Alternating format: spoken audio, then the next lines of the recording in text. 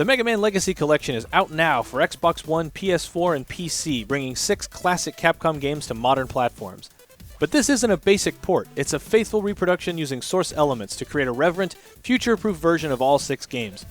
But why are these 6 games so important, interesting, and fun? Let's take a quick look at all 6 games to see how they've changed over time, and how they became some of gaming's most revered adventures.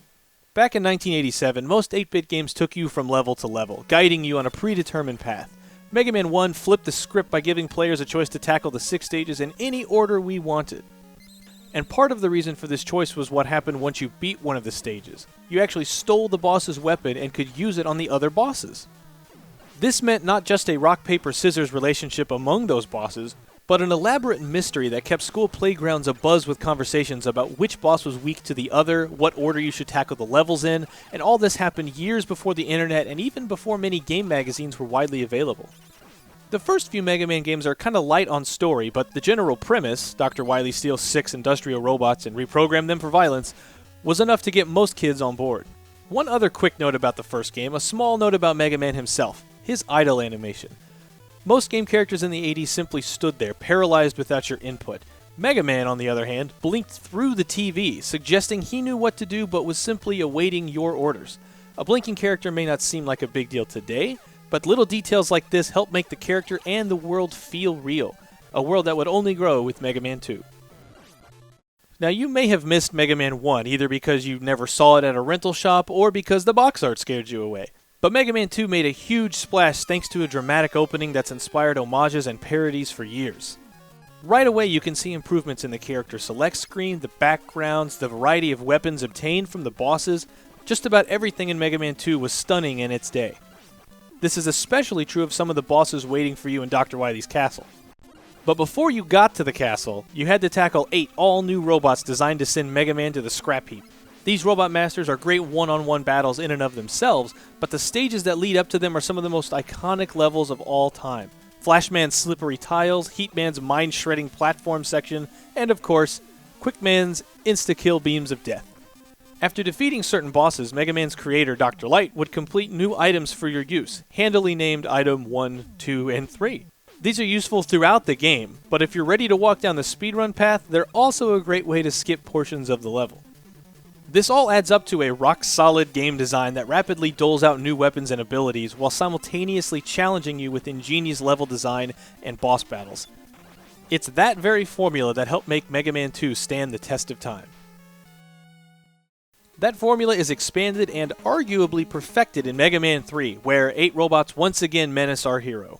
Not to be outdone, Dr. Light creates Rush, Mega Man's robot dog, to replace the items from Mega Man 2. Plus, Dr. Light gives Mega Man a new ability, teaching him how to slide through narrow areas or underneath enemies. We're also treated to some very interesting level design, like Snake Man's Serpentine Dungeon and Gemini Man's Moon Swamp filled with penguins? After beating the initial 8 robots in Mega Man 1 and 2, you'd usually go straight to Dr. Wily's castle and march towards the end of the game. But starting with Mega Man 3, you'd get an additional set of levels before tackling the castle. Levels that put your newly equipped Mega Man through his paces. In this case, the new stages are battle-damaged, reimagined areas that you just played through, but now with different layouts, enemy placement, and, strangely enough, husk robots that behave like the Mega Man 2 bosses. And perhaps most importantly, Mega Man 3 introduces Proto Man, the bot built before Mega Man. Proto Man debuts as a frenemy who sometimes attacks you, and other times helps you find your way to the boss. His intentions are made a bit clearer by the end of the game, where he saves Mega Man from certain destruction. While there was a semblance of a story with Mega Man 1 and 2, Part 3's ending really starts to craft an ongoing narrative that persists across the upcoming sequels, especially Mega Man 4, which opens with a lengthy cutscene. With Dr. Wily seemingly defeated, a new villain rises to take his place. Meet Dr. Cossack, a genius inventor who not only boasts that he's the greatest scientist of all time, but also sends his creations to take over the world. Not sure how Toadman fits into that plan, but hey, at least he can dance. This new threat prompts Dr. Light to invent the Mega Buster, a new default weapon that fires standard shots as well as a powerful burst. Mega Man is also outfitted with a grappling hook and a balloon item, which are discovered by exploring some of Mega Man 4's hidden paths. These new items are just the first step in an ongoing arms race between Dr. Light and Dr. Wily, as each game adds more and more weapons to Mega Man's arsenal. Oh wait, did we just spoil the fact that Dr. Wily's back? Well, it turns out he survived the end of Mega Man 3 and blackmailed Dr. Cossack into attacking Mega Man. This fact is revealed to us by none other than Proto Man, who now seems to truly be on the side of good. So as you can see, story really does take center stage in Mega Man 4. In addition to that opening, we also get an interlude with Cossack and his daughter Kalinka, and an explosive ending that shows Dr. Wily's latest castle crumbling into dust. However, not long after that happens, Proto Man goes nuts and kidnaps Dr. Light, setting the events of Mega Man 5 into motion.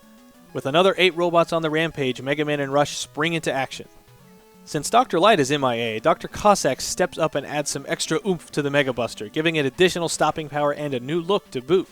He also creates the helpful birdbot Beat, who can help Mega Man in battle, but only after you've spelled out Mega Man 5 in giant letters hidden around the world. Hey, Cossack's still working out the kinks on this one. At this point, developers knew a lot more about their 8-bit hardware, and it shows in Mega Man 5 with more elaborate backgrounds and inventive stages that messed with your expectations. And as always, the music is among the best the era ever had.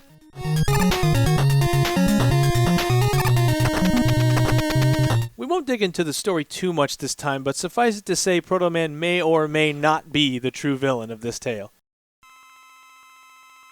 The Blue Bomber's 8-bit era concludes with Mega Man 6, which sees a mysterious man named Mr. X arranging a global robot tournament.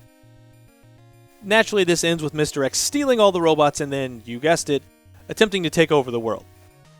Dr. Light responds by creating 2 powerful suits of armor that give Mega Man all new abilities. They have their drawbacks, but it's also just cool to fly around and explore the levels. Speaking of the levels, while prior games did offer branching paths, Mega Man 6 has quite a few areas where you have more than one route to choose from. 4 of these alternate paths are there just to lure you away from the stage's true bosses. All of this just scratches the surface of what makes these games so much fun. We didn't even mention all the cool mini-bosses, the great Mega Man 2 ending, Eddie the sorta helpful but not really robot. There's so much to play and enjoy that just these 6 games alone, beautifully restored, are a great entry point to the series. But for longtime fans, Mega Man Legacy Collection also comes with a music player, hundreds of pieces of high-res production art, old flyers from the 80s and 90s, a challenge mode with online leaderboards, and lots more nifty features detailed over on Capcom Unity. The most important detail, of course, is the price. Just $14.99 for the digital versions available now, with a $29.99 physical version, including 3DS, coming in 2016.